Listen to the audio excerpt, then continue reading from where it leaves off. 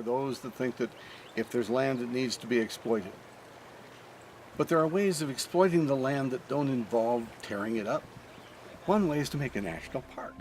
That the 2 U.S. senators here in New Mexico have just created 2 national parks. One of which is right next to us, which is the Valles Caldera. Caldera was a private ranch given to the Baca family in 1860, and it was in private hands all the way up until the year 2000, when the United States government purchased it from the ranch owner at the time. And then just last October we moved to the Park Service. So Congress was moving us from one group to another here. Valles Caldera National Preserve is in the center of the Jemez Mountains. The Jemez Mountains are about 14 million years old. They formed at the intersection of 2 major fault lines, the Rio Grande Rift Valley and the Jemez Lineament. And between those 2, it created a crack in the Earth's crust, which was a weak point. So the magma from the mantle kept pushing up and formed this mountain range. And over the millions of years, it's been like a nest of volcanoes, if you will, a volcanic field, constantly erupting back and forth. 1.25 million years ago, there was a huge eruption that created the caldera that is now the Valles Caldera, 12 to 15 miles in diameter. And it blew pumice and ash into Oklahoma and Texas and part of points east. I'm sure it was an eruption that was felt throughout North America. Since that time, it has created a series of 15 additional eruptions that have built up mountains on the inside of the caldera.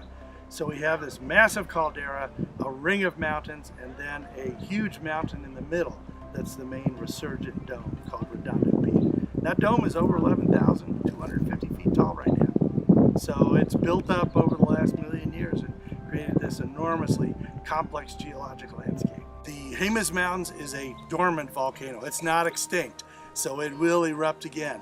The last eruption was 68,000 years ago. The one before that was 75,000 years ago, so only about a 7,000 year period in between those 2 eruptions. Are we due for one soon? Who knows? Hopefully not today, but it does have the potential to erupt again.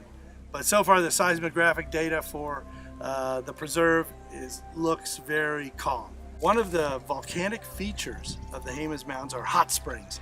And so there are hot springs on the Rio San Antonio, there are hot springs down in the lower valley of San Diego Canyon, which is the river that broke out of the caldera a million years ago when the lake finally filled up and got over the top. So there's Spence Hot Springs, and then Jemez Springs is a bathhouse area that was developed about 100 years ago. And so you can take hot baths there and relax in the tubs, the stone tubs and whatnot. So it's really pleasant. Temperature is about 180 degrees water temperature. And so you have to cool it down with cold water from the stream to make it tolerable. Hot tub temperatures are about 104 to 106. So you got to bring that temperature down, otherwise you'll cook. Exploit the beauty and the wonder and the glory of science that's sitting here right in your backyard.